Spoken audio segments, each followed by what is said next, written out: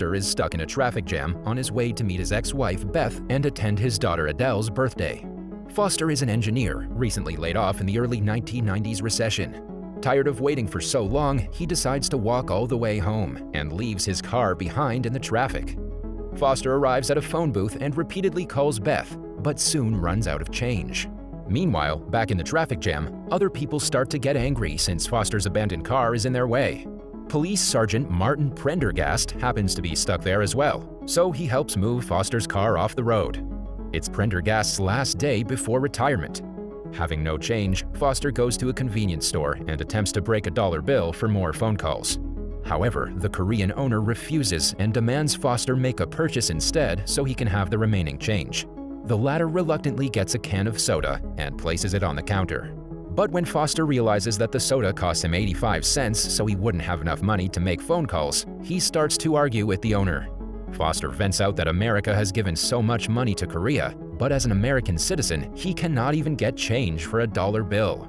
Hearing this, the enraged owner threatens Foster with a baseball bat. However, Foster seizes the bat and destroys overpriced items on the shelf, scolding the owner for his unreasonably high prices. He justifies that he's just standing up for his rights as a consumer. Foster then pays for the drink before leaving with the bat. Meanwhile, at the police station, Prendergast gets pranked by his colleagues for his last day at work. Fellow police officer Sandra is sad that her work buddy is retiring. Elsewhere, while sitting with his drink and looking over the city through a hole in his shoe, Foster is approached by two gang members. They extort him with a knife and demand his briefcase as a toll for trespassing on their land. Irritated, Foster attacks with the bat, leaving both injured. He then takes the knife and storms out of the place. In the police station, Mr. Lee, the Korean store owner, reports to Prendergast about Foster's attack, but he can only describe Foster as some white guy with a white shirt and a tie, and that he took his baseball bat. As there were no injuries or theft of any kind, the police dismiss his case. In the next scene, the two gang members, along with their friends, pursue Foster in a car to kill him for what he did earlier. One of the gang members' girlfriend warns them not to do anything serious in broad daylight, but she just gets thrown out of the car. Meanwhile, Foster once again calls Beth and tells her that he's coming home to attend Adele's birthday party. Beth, however, doesn't want him to come and orders him to stay away from her and Adele. The gang soon locates Foster at a phone booth where they open fire in a drive-by shooting, hitting several bystanders but missing Foster. The driver then loses control and crashes the car, instantly killing almost everyone. In no time, chaos erupts in the scene, and everyone starts running away in fear. However, Foster casually walks towards the crash site, picks up a dropped gun, and shoots the only surviving gang member in the leg. He then picks up a gym bag full of weapons and leaves the scene while the girlfriend comes running over to find her boyfriend dead in the crash. Meanwhile, at her home, Beth calls over some policemen, asking for security from her husband, who's soon coming to visit her. When one of the officers questions Beth about Foster's background, she reveals that she's put him under a restraining order because of his rather violent nature. Back at the police station, Prendergast learns about the drive-by shooting when he interrogates the girlfriend from earlier. She gives him the exact description of a man that Mr. Lee had given. Next, Foster goes to a Whammy Burger fast food restaurant and orders breakfast. But since it's past 11:30 a.m., the girl at the counter refuses to serve breakfast and instead offers him to order lunch. Foster demands to speak with the manager, but the latter also tells him the same. He then gets mad and pulls out the gun from his bag.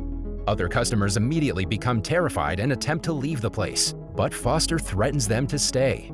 He then accidentally fires into the ceiling, petrifying everybody. Foster soon changes his mind and orders lunch, but becomes further annoyed when the burger he's served does not resemble the advertisement displayed on a board. Enraged, he blames the manager for deceiving people and overcharging food items.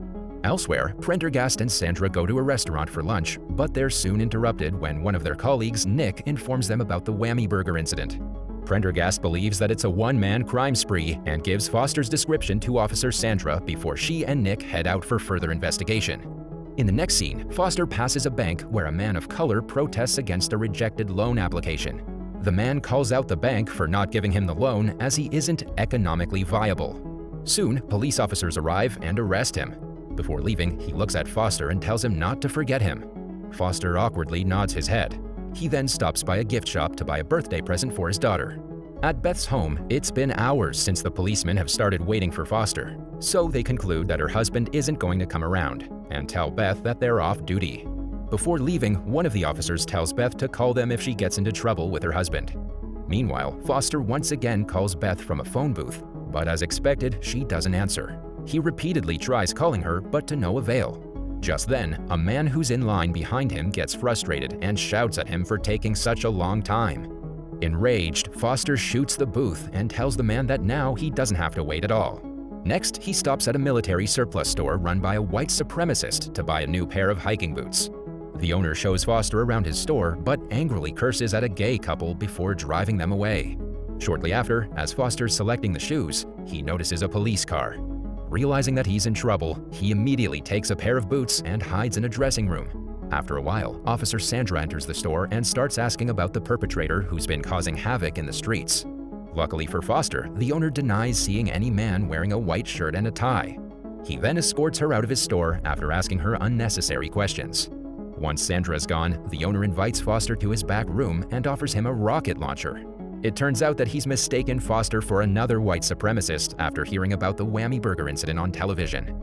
However, Foster reveals that he is no supremacist and that he only wants to go home to attend his daughter's party, but gets caught up with idiots such as him. When Foster expresses disgust for the store owner's homophobia, the latter pulls a gun and attempts to turn him over to the police. He then checks the gym bag and destroys the present Foster had bought for his daughter. Infuriated, Foster successfully wounds the owner with a knife and shoots him dead with a handgun. He then changes into his clothes and takes the rocket launcher, calling his ex-wife again before leaving. At the police station, Prendergast takes his theory about Foster to his superior, Captain Yardley, but is humiliated in front of several officers. The captain thinks that Prendergast is overanalyzing the case. Despite this, Prendergast is hopeful about his investigation, so he and Sandra go to the convenience store to trace the start of the crimes. Luckily, he realizes the abandoned car he moved earlier was nearby. He then tells Sandra to look up Foster's personalized license plate to get his address. Elsewhere, Foster is once again caught up in traffic. He furiously approaches a road repair crew and accuses them of doing unnecessary repairs to justify their accounts to the government. With help from a young boy who mistakenly believes Foster is acting in a movie scene, Foster fires the rocket launcher, blowing up the construction site. Meanwhile, Prendergast and Sandra's investigation leads them to Foster's mother's home. She explains that her son isn't a murderer, although he can be tough to handle sometimes. Prendergast asks her to elaborate, and the latter reveals that sometimes she feels like he wants to kill her. She then tells the officers about his marital background. On the other hand, Foster cuts through a golf course where some elderly golfers enjoy their time on their private land. One of the elderly men becomes angry at Foster's presence and curses at him. He also hits him with a golf ball. Enraged, Foster shoots the golfer's cart, causing it to roll into a nearby pond. He vents out that they could have a public park or a zoo on such a big land. Instead, the whole place is occupied just to satisfy the rich. Seeing his expensive cart roll away, the elderly man gets a heart attack and eventually dies. At Foster's home, Prendergast learns about the ex-wife and daughter Adele, but Foster's mother doesn't tell him where they live. She only gives Beth's full name, which could be a lead for the officers. After the golf incident, Foster walks through the yard of a plastic surgeon, scaring the groundskeeper, his wife, and children who are using their employer's pool in his absence. Surprisingly, the sight of the happy family causes Foster to become emotional, and he starts sharing his own family story with the groundskeeper. At the police station, Prendergast finally finds out Beth and Adele's current address. Elsewhere, Foster stops at one last phone booth to call Beth, where he accidentally reveals that he's nearby her house. Hearing this, Beth immediately flees with Adele. A while later, Foster reaches Beth's house, but she's already escaped with Adele. In the next scene, Foster watches old videos of his family and realizes that they may have gone to a nearby amusement park. So he readies to go there, but Prendergast and Sandra arrive before he can go after Beth. During the encounter, Foster shoots Sandra, injuring her, and flees the house. Adamant on catching the perpetrator, Prendergast goes after him. At the amusement park, Foster finally finds Beth and Adele. While the daughter is happy to see him, Beth is horrified. Foster pulls out a gun to restrain Beth and plays with his daughter. He then puts his gun down to caress Adele. Thankfully, Prendergast arrives at the scene and interrupts Foster's reunion. To keep him engaged, Prendergast shares about his family. He lost his daughter when she was just 2 years old, and his wife hasn't been normal ever since. He notes that everyone has a problem in their life, but that is no excuse for Foster's childish violence. When police sirens distract Foster, Beth kicks the gun away and Prendergast draws his revolver, demanding Foster give himself up. However, Foster states that he would rather die than give up, so Adele can inherit his life insurance. He claims to have another gun in his pocket and proposes a duel on the count of 3.